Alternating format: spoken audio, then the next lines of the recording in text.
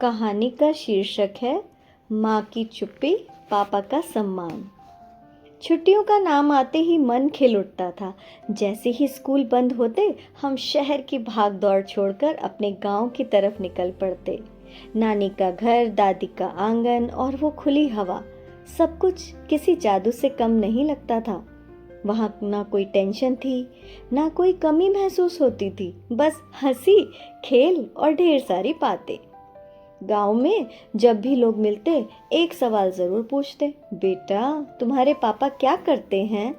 और मैं बिना सोचे पूरे आत्मविश्वास से कह देती, मेरे पापा मैनेजर हैं।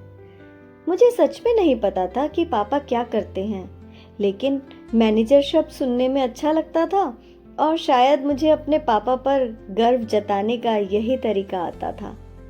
समय बीतता गया, हम बड़े होते गए। पढ़ाई, जिम्मेदारियां और समझ सब धीरे धीरे बढ़ने लगे। और फिर एक दिन सच सामने आया। 12वीं के बाद पहली बार समझ आया कि पापा मैनेजर नहीं थे, बल्कि अकाउंट्स का काम संभालते थे।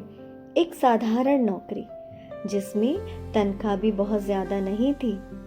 जब यह जाना तो मन में एक अजीब सी खामोशी छा गई।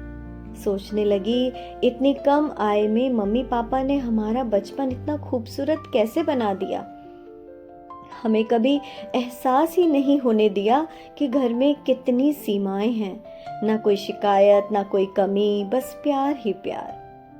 फिर पता चला, जब थोड़ी बड़ी हो गई, 12वीं के बाद मुझे पता चला कि पापा की तनख्वाह करीब 5,000 रुपए थी, शायद उससे भी कम।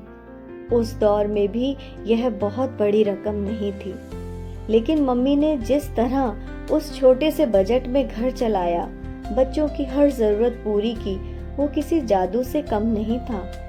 मम्मी ने अपने हर अरमान को चुपचाप दिल में दबा लिया। उन्होंने कभी किसी के आगे हाथ नहीं फैलाया। हमेशा सिखाया, कभी किसी से जलना मत और कभी किसी की बुराई मत करना। जो है उसी में खुश रहना सीखो। आज जब सब कुछ है, सुविधाएं, आराम और संसाधन, तब भी मम्मी वैसा जीवन नहीं जी पाती जैसा उन्हें जीना चाहिए, क्योंकि उनकी आदत बन चुकी है कम में गुजारा करना, हर चीज बचा कर रखना।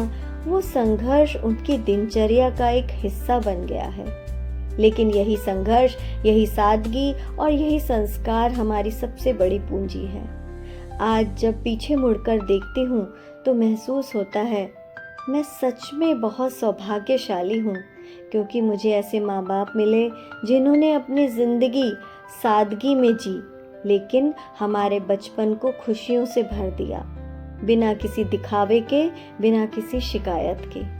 और अब समझ आता है, मेरे पापा मैनेजर नहीं थे, लेकिन उन्होंने हमारी जिंदगी को जिस तरह संभाला, वो किसी भी बड़े मैनेजर से कम नहीं था।